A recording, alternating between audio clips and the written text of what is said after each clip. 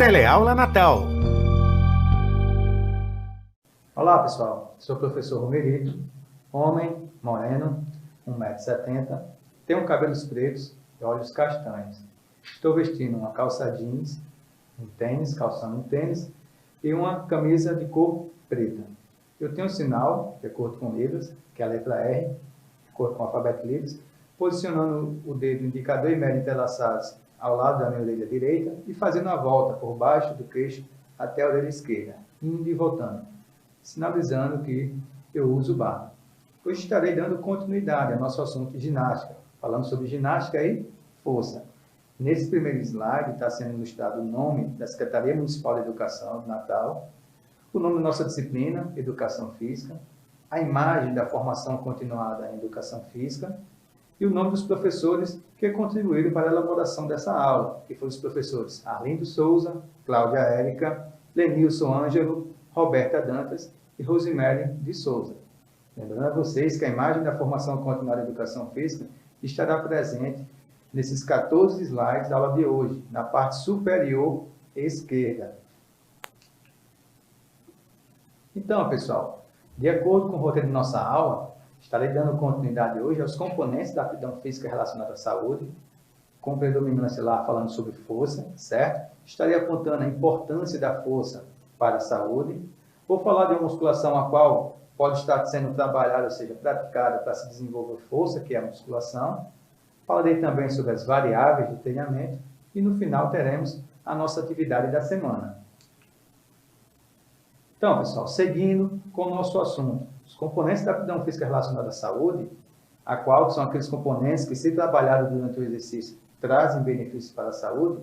Nesse slide tem um elemento gráfico em formato de hierarquia apontando esses componentes, onde na parte superior desse elemento gráfico está escrito o nome aptidão física e saúde e na parte inferior o nome de cada um desses componentes.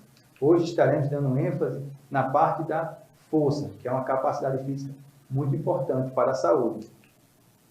E o que seria a força, né? A força é uma capacidade física de se exercer uma tensão contra uma resistência sob a ação dos músculos. Ou seja, é aquele tipo de capacidade física que vai fazer com que o indivíduo ele possa deslocar algum objeto de um local para outro ou retirar esse objeto do solo. Nesse slide está sendo mostrada uma imagem do lado esquerdo de um homem, certo? Onde ele segura uma barra de ferro e nessa barra de ferro está fixada várias anilhas com peso.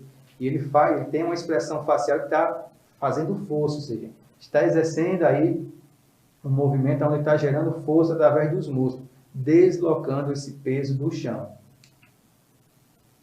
Se estamos falando de força, músculo, é importante a gente entender a nossa fisiologia, certo?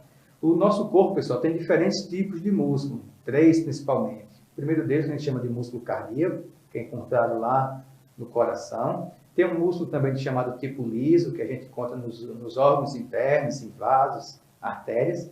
E tem o tipo de músculo que a gente chama de músculo esquelético. Tanto o músculo cardíaco quanto o músculo liso, pessoal, a sua ação ela é uma ação involuntária, ou seja, quem comanda a ação do movimento é o cérebro. No entanto, a musculatura esquelética, que é aquela que recobre o esqueleto, ela tem uma ação diferente. A gente chama de ação voluntária, porque ela depende da vontade do indivíduo. Nesse slide, está sendo mostrado 2 tipos de contração muscular. A primeira delas é o que a gente chama de contração isométrica, ou seja, é aquele tipo de contração que o músculo ele gera a força, porém com sua angulação constante, ou seja, paradinha ali. O indivíduo ele faz uma força com o músculo, porém não existe mudança nessa angulação de movimento. Isso é o que a gente chama de contração isométrica.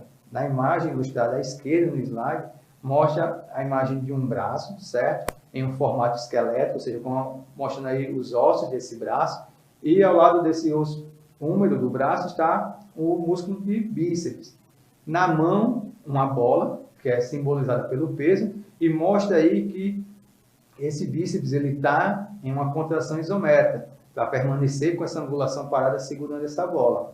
Já ao lado direito, também uma outra imagem de um braço em formato com os seus ossos, certo? Porém, existe um movimento. Na mão, o indivíduo segura um peso e faz um movimento de subir e descer. Esse tipo de contração é o que a gente chama de contração dinâmica, porque há alteração na angulação, ou seja, existe um movimento de contração, existe um movimento de relaxamento. Esse movimento de contração a gente chama de movimento concêntrico, ou seja, uma fase concêntrica. Esse momento de relaxamento, na qual o peso desce, a gente chama de fase excêntrica. É bem simples a diferença de um tipo de contração para outro. A dinâmica existe a mudança da angulação, ou seja, o ângulo ele muda constantemente, enquanto a isométrica, o ângulo permanece o mesmo, mas ambas geram força. Sabendo já do que é força, que é uma capacidade física importantíssima, nesse slide está sendo apontado aí os benefícios para a saúde, ou seja, os benefícios da força para a saúde de adolescentes, como, por exemplo, aumento dos níveis da capacidade de força, melhoria do bem-estar psicossocial, aumento do desempenho nos esportes e diminuição da gordura corporal. Esses são alguns dos benefícios da força para a saúde de adolescentes. Nesse slide, do lado esquerdo, está sendo mostrada a imagem de um garoto segurando um peso, ou seja, exercendo uma força durante a prática de um exercício. Como, por exemplo, a gente sabe que o treinamento de força, o seu nome científico, a gente chama de treinamento resistido, né? E vamos ter que treinar elevando o peso, vencendo essa resistência. Esse treinamento resistido, ele pode ser encontrado ou pode ser praticado em diferentes tipos de modalidades, como o cross-training, como o treinamento funcional e com a musculação. Nesse slide está sendo mostrado exatamente um elemento gráfico, onde o elemento superior está escrito o nome treinamento resistido e abaixo dele 3 setas, apontando as diferentes modalidades que podem estar trabalhando a capacidade física de força. Sabendo dessas modalidades, vamos destacar agora uma que é mais comum, uma que está mais próxima de todos nós, que é a musculação, certo? A musculação é uma modalidade de treino de força que consiste no levantamento de pesos, seja com halteres, barras com pesos ou aparelhos específicos. Nesse slide está sendo mostrada a imagem, do lado esquerdo, de uma moça em um ambiente de academia. Vale ressaltar que as imagens que virão mais à frente, todas são em ambiente de academia, e foram imagens retiradas antes da pandemia, por isso que veremos algumas pessoas sem utilização de máscara. É importante destacar isso aí, certo? Então, nessa imagem, a moça está praticando um exercício em uma máquina, certo? É chamado puxador, certo? Que está trabalhando aí a musculatura de costas. Além do ambiente em academia, podemos trabalhar também a força em casa, principalmente para aqueles indivíduos que trabalham em uma intensidade leve ou moderada. É importante ressaltar, pessoal, que treinar em casa faz bem, faz, mas acima de tudo deve-se ter cuidado. Pode-se utilizar materiais alternativos. É uma ótima estratégia para treinar força em casa. No entanto, é importante sempre estar ouvindo a orientação de um profissional. Nesse slide está sendo ilustrado aí uma imagem com diferentes materiais que encontramos em casa, como cadeira, garrafas PET, corda e vassoura. E esses materiais podem ser utilizados com exercício que desenvolva a capacidade física de força. Além desses materiais citados, pessoal, existe também uma outra forma de estar trabalhando o treinamento de força em casa. A gente pode confeccionar alguns materiais, ou seja, nesse slide está sendo aí ilustrado uma imagem de as chamadas marombas, né? O indivíduo pega algumas garrafas PET, faz o corte no seu fundo e preenche essas garrafas, esses fundos da garrafa com cimento e coloca uma barra entre eles. Pode estar aí utilizando como um exemplo de treinamento de força, treinamento resistido para desenvolver força em casa. Isso aí também é uma ótima dica para aquelas pessoas que não têm acesso à academia nesse momento de pandemia. Se estamos falando de treinamento, né, de força, musculação, é importante a gente entender um pouco mais sobre ela, seja o treinamento em casa, seja o treinamento em academia. A partir daí, pessoal, vamos estar destacando as variáveis de treinamento, ou seja, aquelas situações que estão inerentes a um treinamento de força, a um treinamento resistido na musculação. Nesse slide temos 2 imagens em formato de GIF, ou seja, imagens que têm movimento, apontando essas variáveis de treinamento. A primeira delas, à esquerda, é a primeira variável, que a gente chama de repetição. A repetição, pessoal, é um conjunto de movimentos com duas fases. Uma fase concêntrica ou uma fase excêntrica, certo? Tem um movimento de contração e um movimento de relaxamento. É importante destacar também que a repetição ela pode ser dada pelo número de repetições, 1, 2, 3, 4 e assim vai. Geralmente tem uma média que vai de 10 a 15 repetições, certo? Mas essa repetição também ela pode ser dada pelo tempo, quando a contração for isométrica, certo? Ou seja, permanece segurando o peso durante determinado tempo. Geralmente o professor indica essa quantidade de tempo. Então essa aí é uma primeira variável. A segunda variável que a gente destaca é a série, que está aí ilustrada do lado direito do nosso slide. A imagem de um homem fazendo um movimento de subir e descer, segurando uma barra, certo? E tem um exemplo do que é a série, que também é uma variável de treinamento. A série, pessoal, consiste no conjunto de repetições que o indivíduo faz durante o exercício, como, por exemplo, 15 repetições. 15 repetições, pessoal, esse conjunto de 15 repetições a gente chama de série. Se o indivíduo vai fazer um exercício, geralmente o professor diz a quantidade de séries que ele deve fazer. Fulano, faça 3 séries de 10 repetições. Ou seja, quando o professor fala isso, estamos trabalhando duas variáveis, a repetição e a série. Seguindo com as variáveis de treinamento, também podemos citar primeiro nesse slide, a que está localizada do lado esquerdo, que a gente chama de carga. Essa variável é expressa em quilos. A carga, pessoal, é o quilo, ou seja, é o peso que a gente levanta. Seja em um halter, seja em uma anilha, seja o que a gente esteja levantando em uma máquina, certo? Tudo que tiver peso em quilos é o que a gente chama de carga.